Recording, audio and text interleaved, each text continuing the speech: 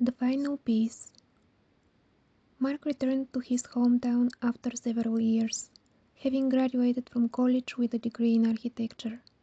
He'd lost touch with his childhood friend Wari, who had dropped out of high school just before graduation.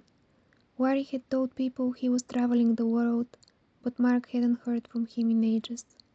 One evening, Mark received a text from Wari, asking to meet up.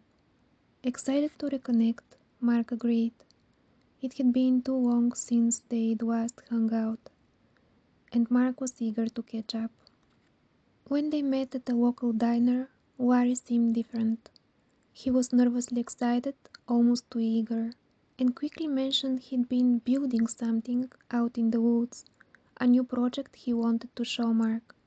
Mark felt a brief twinge of doubt, but brushed it off. After all, it was his old friend Wari. What harm could there be?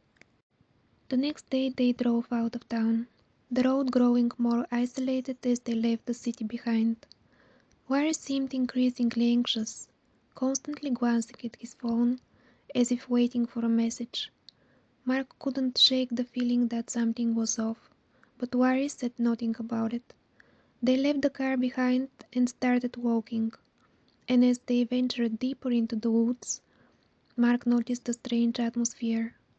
The air felt thick, oppressive, and the trees, well, they weren't arranged like normal trees.